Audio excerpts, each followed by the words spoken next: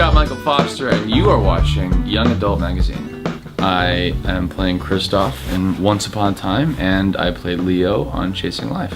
When I first got the audition to play Kristoff, I was excited because you know, it was a story that my nieces and nephews really love, and Once Upon a Time is a show that my whole family really enjoys. So it was a cool way to impress the whole family if I got that role. So, you know, you don't know how an adaptation of a character is going to come out until you kind of read the scripts. And once I got the scripts, I was pleasantly surprised in the direction that they were taking it in. So, you know, I think people will enjoy it, and I hope they do. Jonathan Groff was the voice of Kristoff in the Frozen movie. Yeah, I don't know. I've never met the guy, so I don't know. I guess I'm definitely not trying to emulate or impersonate that. If that's your question, I'm sort of doing my own thing with the show. So I didn't want to base the character off of previous iterations. Yeah, exactly. Off the story of Frozen. I didn't want to. I just kind of wanted to bring my own aspect to what the scripts were, you know, writing. I mean, what the writers were writing and the way they were forming the character. I wanted to make my own interpretation of that and not really think about, well, this is what has been done before, you know. So, you know, that's what I'm trying to do, and I, you know, I hope people enjoy it. Awesome. If it were up to me, I mean, I really think he should probably stay on the show for numerous years. He'd spread out his storyline over many seasons. No, I'm honestly just happy to play the guy, and wherever they take him, I'll be willing to do it. You know, I would like the audience to see the show starting September 28th, Sundays, 8/7 Central. Beautiful. Yeah. You know, I think Greek was probably one of the first shows that kind of made my career possible, I'd say. It gave me the first opportunity. It definitely jump-started the career I have now, which I'm very thankful for. And it was a lot of fun doing it. I still have so many friends from that show that we all stay in contact with.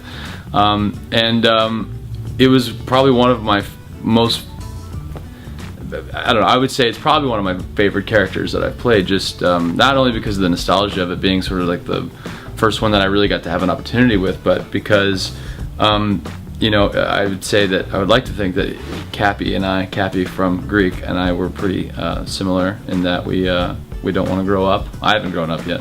So, no, that he was a fun person to play. And Parenthood was a lot of fun too. I had a little arc on Parenthood. I think it was their second season.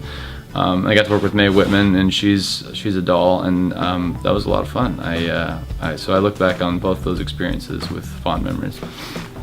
To play someone who's diagnosed with a terminal illness like a brain tumor that Leo in Chasing Life has was difficult to try. I mean, first of all, you have to do it with some subtlety, and I think the writers of the show did a really good job of making sure it wasn't, you know, procedural doctor type, you know, ER meets Grey's Anatomy type thing. It's definitely taken a real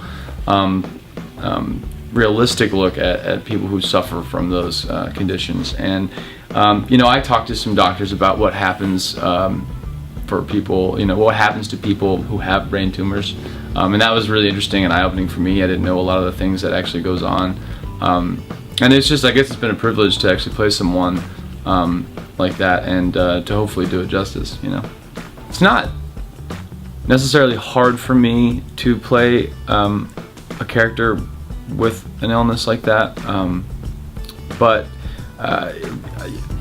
kind of like I said before, you definitely want to stay sensitive to you know, the topic, which is, you know, honestly, it's you might die young, which is a scary thought for any individual, you know, and so I guess you just want to make sure that you're not being flippant or not taking it seriously. And I think everybody in the show took it seriously. And like I said again, the writers did a really good job of making sure what we were doing was realistic.